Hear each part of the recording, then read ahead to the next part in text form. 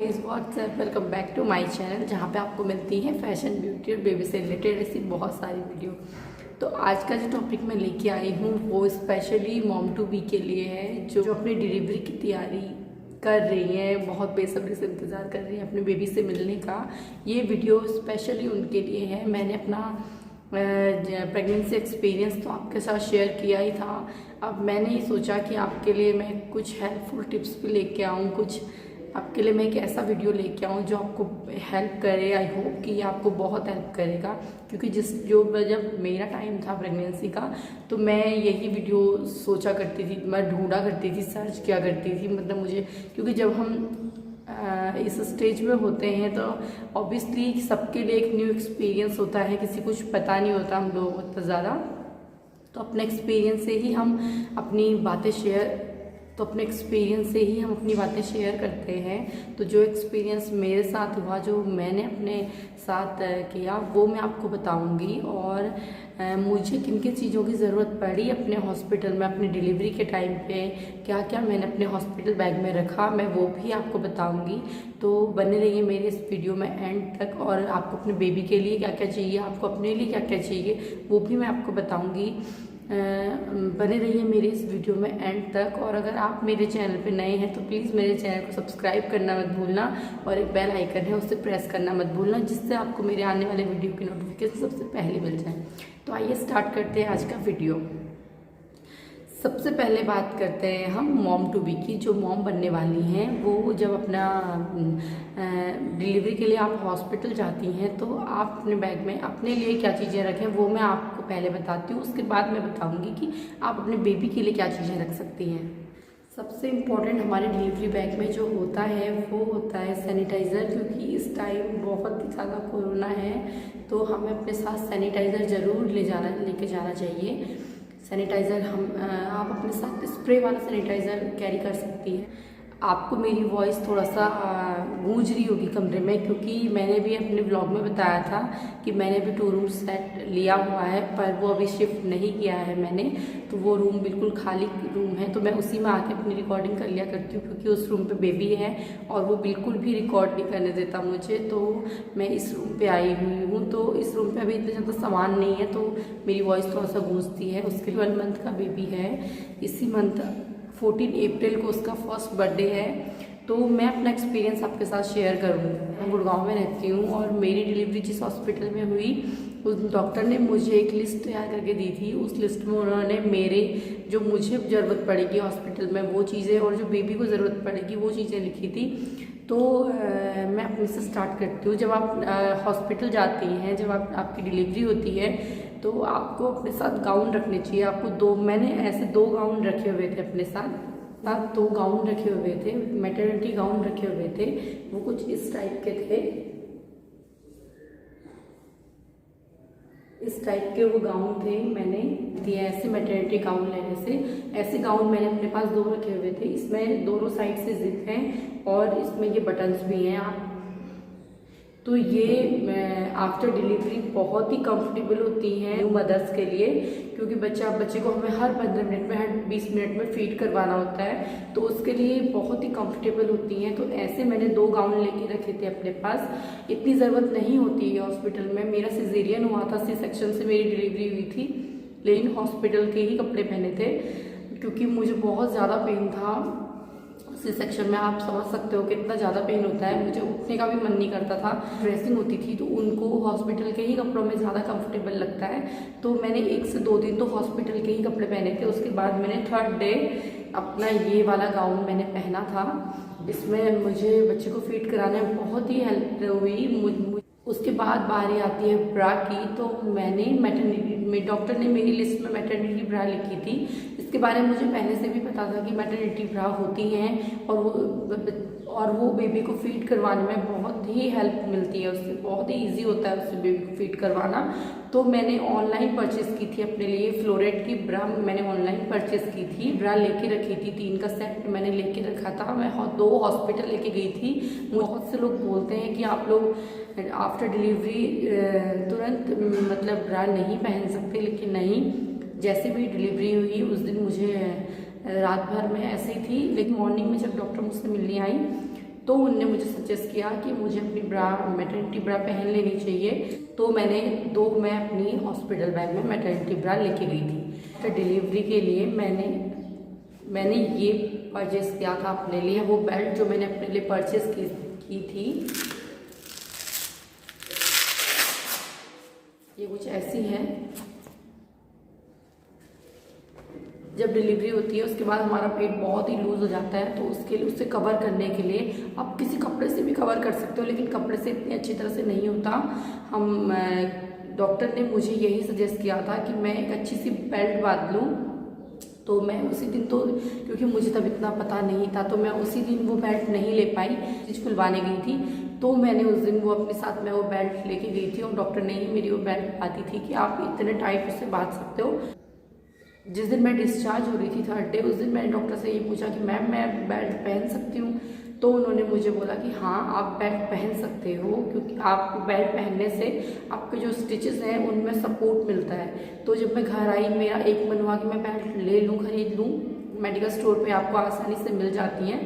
मुझे ये हुआ कि मैं ये बेल्ट ले लेती हूँ, लेकिन फिर मेरे मन में एक डर था कि पता नहीं इसे कितना प्रेशर देके इसे आप पहन सकते हो, मुझे इतना नहीं पता था।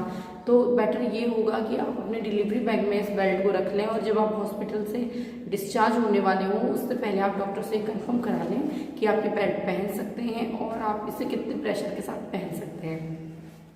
ये बेल्ट मैंने मेडिकल स्टोर से मंगवाई थी।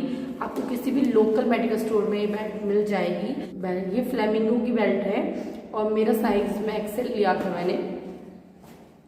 इसके बाद नेक्स्ट बारी आती है आपकी स्किन केयर की। तो आफ्टर डिलीवरी हमारी स्किन बहुत ज़्यादा ड्राई हो जाती है, तो उसके लिए हमें अपने साथ एक मॉइस्चराइज़र कैरी करके ले जाना चाहिए। मैंने अपने डिलीवरी बैग में face moisturiser, body moisturiser, body lotion, अपना फेस वॉश, टूथब्रश, टूथपेस्ट और लिप बाम, ये सब चीज़ें मैंने अपने हॉस्पिटल बैग में पैक कर लिया था अपने लिए। एक कॉम पैक करी थी, 2 पेयर ऑफ सॉक्स पैक किए थे मैंने, क्योंकि डिलीवरी के बाद हमारा शरीर बहुत सॉफ्ट होता है, हमारी बॉडी बिल्कुल एक बच्चे की तरह बॉडी होती है हमारी, तो उसे हमें कवर करके रखना चाहिए। तो आप अगर ठंडियाँ हैं तो आप वुलन सॉक्स ले लो, अगर गर्मियाँ हैं तो आप कॉटन सॉक्स ले लो, पर अपने साथ सॉक्स जरूर कैरी करो। और मैंने सर पे एक कपड़ा लिया था कॉटन की चुन्नी, कॉटन का आपको स्कार्फ, आप कुछ भी आपकी चॉइस है वो आप ले लो। वो ठंडियाँ हैं तो कैप ले लो, अच्छा है और अच्छा है आपके लिए। बाहर से आप अगर आपका गाउन जो आपने लिया है वो हाफ है तो आप उस फुल स्लीव्स का शर्ट खरीद सकते हो। आपको अपनी बॉडी को बचाना होता है हवा से, पानी से, इन सब चीज़ों से। आपको 30 डे 40 डे आपकी बॉडी को बचाना होता है, तो आप अपनी बॉडी की ऐसे केयर कर सकते हो। उसके बाद नेक्स्ट आती है बेबी की बारी। तो मैं आपको आज बताऊंगी कि मैंने बेबी के लिए क्या क्या शॉपिंग करके रखी थी और मैंने क्या क्या बेबी के लिए लेके रखा था अपने बैग में। पहले मैं स्टार्ट करती हूँ ये ड्राई शीट से। ये ड्राई शीट मैंने फर्स्ट क्राई से ऑर्डर करी थी। फर्स्ट क्राई से मैंने ये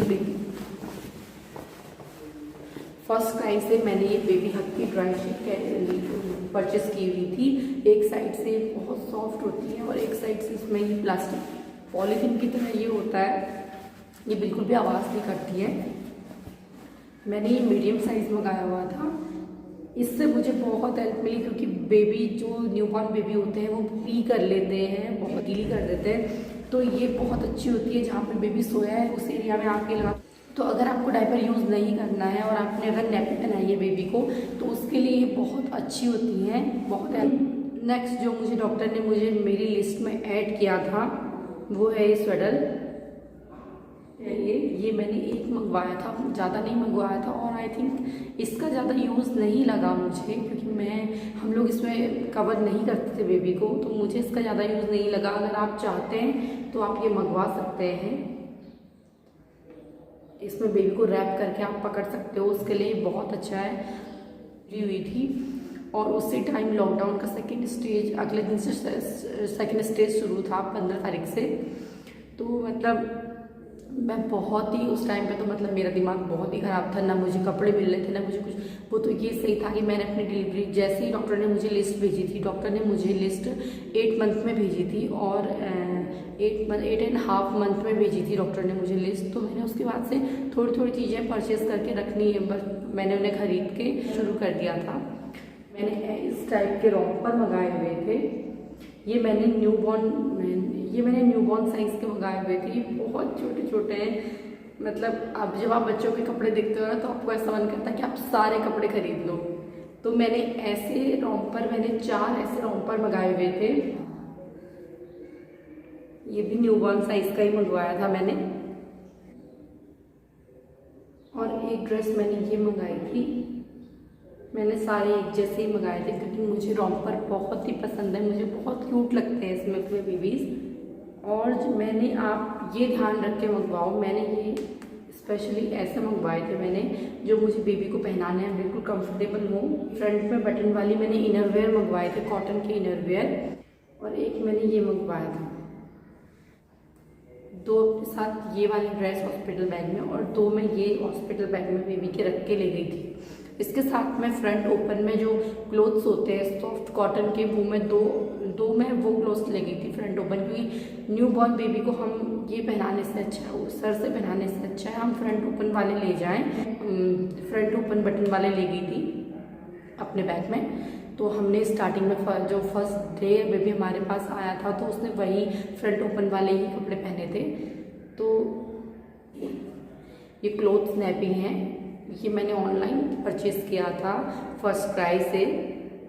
आपको ये 5 का सेट मिलता है, मुझे 5 नैपीस का सेट मिला था। ये आपको 5 का या 3 का ऐसे सेट मिलता है, इसमें 5 ऐसे क्लोथ्स नैपियाँ होती हैं। तो ये भी मुझे बहुत हेल्पफुल लगी। ये मैंने 4 मंथ तक पहनाई, स्टार्टिंग से फर्स्ट मंथ से 4 मंथ तक मैंने बेबी को ये पहनाई। ये धोने में भी बहुत इजी रहती हैं और पहनाने में ये प्योर कॉटन का कपड़ा है, तो ये बेबी के लिए बहुत इजी रहता है। कुछ नैपीज़ मैंने ऑनलाइन परचेज़ की थी और कुछ नैपी मैंने घर पे बनाई थी। तो वो मैंने ऐसी बनाई थी, फ्रंट ओपन वाली, ऐसी वाली। तो ये मैंने डिलीवरी से कुछ दिन पहले बनाई थी, जब मुझे डॉक्टर की लिस्ट आई थी। उसकी नैपियाँ आप अपने साथ ले आना बैग में। तो उसमें 14 to 15 नैपीज़ लिखी थी। तो मैं 10 तो मैं ऐसी नैपी ले गई थी अपने साथ, जो मैंने बनाई थी कॉटन के कपड़े की। जो पुराने कॉटन के कपड़े होते हैं जो सॉफ्ट हो जाते हैं बहुत धुल के, मैंने उनकी नैपियाँ बनाई थी। ये 10 मैं अपने साथ हॉस्पिटल लेके गई थी। मैंने टोटल 20 बनाई थी। मैं 10 अपने साथ हॉस्पिटल लेके गई थी और 5 मैं ये वाली लेके गई थी। तो मैं 15 नैपियाँ टोटल लेके गई थी, लेकिन इनका कोई यूज़ नहीं किया उन लोगों ने। जब हमारी डिलीवरी हो जाती है तो नर्स होती हैं जो वो दिखती हैं साथ में। वैसे घर से जो लोग आते हैं वो केयर करते हैं बेबी की भी, मॉम की भी, लेकिन मेरे टाइम पे ऐसा नहीं था। कोरोना बहुत ज़्यादा था, तो उस टाइम हॉस्पिटल में किसी को भी आना अलाउड नहीं था। सिर्फ एक जो हस्बैंड है उनके अलावा किसी को हॉस्पिटल में आना नहीं अलाउड था। तो उस टाइम सिर्फ हस्बैंड रहते थे और मैं रहती थी हॉस्पिटल में। तो जो नर्स थी हमारी, जो बेबी को देखती हैं निकू में जो होती हैं, उनने ही केयर की थी सारी। तो उन्होंने 2 दिन उनने डायपर पहनाए थे और बीच में उन्होंने बहुत कम ये नैपियाँ यूज़ की थी। जितनी मैं ले गई थी उतनी यूज़ नहीं की थी। आप अपने साथ रख लेना, आपको ज़रूरत पड़ सकती है, क्योंकि बेबी बहुत बार शू पी करता है। तो आप अपने साथ ये चीज़ें रख ले यार। जो मेरा नेक्स्ट मैंने जो अपने बैग में रखा था, क्यूट से मिटन्स और सॉक्स मैंने रखे थे बेबी के। ये मैंने मिटन्स रखे थे क्योंकि बेबी नेल्स होते हैं वो बहुत बड़े होते हैं उस टाइम, तो वो अपने हाथों से ही अपने फेस पे वो नेल्स लगा लेता है। तो उसके लिए ऐसे मिटन्स पहनाते हैं बेबी को छोटे छोटे। सॉफ्ट टॉवल अपने साथ रखी होती है, तो मैंने बेबी के लिए ये सॉफ्ट टॉवल मंगाई हुई थी। सेट मैंने सेम 2 सेट मैंने फर्स्ट क्राई से ऑर्डर किए हुए थे। ये बड़े हैं, आप इसमें बेबी को रैप भी कर सकते हो। साथ कॉटन का कपड़ा मैंने कैरी किया था अपने साथ। हैंकी बनाई थी सॉफ्ट कपड़े से बेबी के लिए, तो वो भी मैंने उसमें ऐड की थी। उसमें मैंने ये पैम्पर ब्रांड के डायपर यूज़ किए थे अपने बेबी के लिए, क्योंकि पैम्पर का नाम हम लोग बहुत सुनते आ रहे हैं, लेकिन ऐसा नहीं है कि सिर्फ नाम से ही। मेरा खुद का एक्सपीरियंस है ये। मैंने पैम्पर के अलावा 1-2 बार मैंने सोचा कि चलो चेंज करके देखते हैं, कुछ और ब्रांड भी यूज़ करके देखते हैं, लेकिन नहीं, मैंने जो भी ब्रांड यूज़ किया मुझे इतना समझ में नहीं आया। जो सामान अपने बैग में कैरी किया हुआ है बेबी के लिए, अपने लिए, वो अच्छी तरह से साफ़ धुला हुआ होना चाहिए। और उस डेटॉल में आप अच्छी तरह से बेबी के क्लोथ धो के डेटॉल में डिप करके, उन्हें कुछ देर 5-10 मिनट डेटॉल में डिप करके अच्छी तरह से सुखा के और प्रेस करके ही बेबी के लिए वो क्लोथ साफ रखना, क्योंकि जो न्यूबॉर्न बेबी होते हैं उनकी स्किन बहुत ही डेलिकेट होती है। वो मैंने अच्छी तरह से धो के डेटॉल में डिप करके और उसमें मैंने प्रेस आयरन करके अच्छी तरह से फोल्ड करके रखे हुए थे।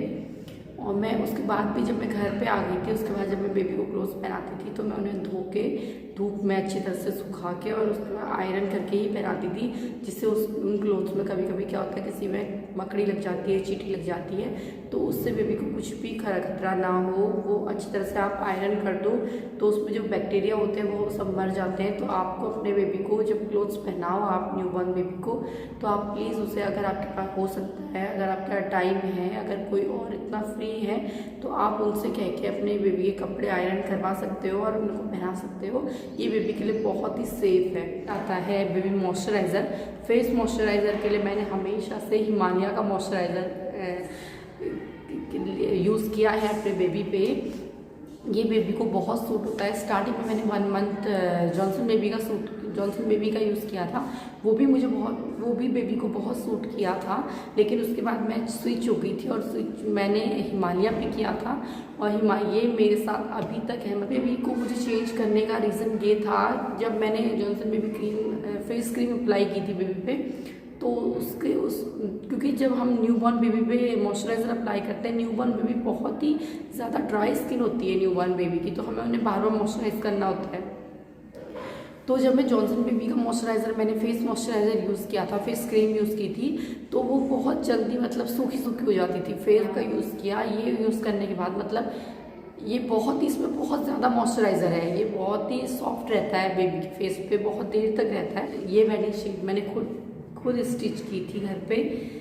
तो जो भी आपके सॉफ्ट कॉटन के कपड़े होते हैं आप उनसे ऐसी बेडिंग शीट बना सकते हो बेबी के लिए, क्योंकि स्टार्टिंग में हमें बहुत ज़्यादा चाहिए होती है। हम बेडिंग शीट घर पे बनाई हुई थी और साथ ही साथ मैंने ये ड्राई शीट भी ली हुई थी बच्चे के लिए। तो ये आप अपने साथ बैग में कैरी कर सकते हैं। मैंने अपने साथ जो कैरी किया हुआ था वो है ये मिल्टन की वाटर बॉटल, क्योंकि आफ्टर डिलीवरी आपको वार्म वाटर पीना होता है। मैंने 6 मंथ तक वार्म वाटर ही यूज़ किया था अपने लिए, तो मैं इसी में पानी गर्म भर के रख देती थी और उसके बाद पी लेती थी, क्योंकि आप बार बार जितनी बार आपको प्यास लगेगी आप उतनी बार पानी गर्म नहीं कर सकते, और जितनी बार मुझे पानी पीना होता था मैं इसमें से ले लेती थी। तो मैं हॉस्पिटल भी अपने साथ से कैरी करके गई थी। प्रेगनेंसी बैग का एक्सपीरियंस, मैंने अपने साथ जो चीज़ें कैरी की हुई थी वो मैंने आपको बताई। आपको मेरा ये वीडियो कैसा लगा आप कमेंट करके ज़रूर बताना, आपको इससे कितनी हेल्प मिली आप वो भी बताना। और मिलते हैं आपको अपने नेक्स्ट वीडियो में। और अगर आप मेरे चैनल पे नए हो तो प्लीज़ मेरे चैनल को सब्सक्राइब करना मत भूलना, और साइड में एक बेल आइकन होगा आप उसे भी हिट करना मत भूलना, जिससे आपको मेरे वीडियो के आने वाले नोटिफिकेशन सबसे पहले मिल जाए। तो ओके, बाय बाय, मिलते हैं अपने नेक्स्ट वीडियो।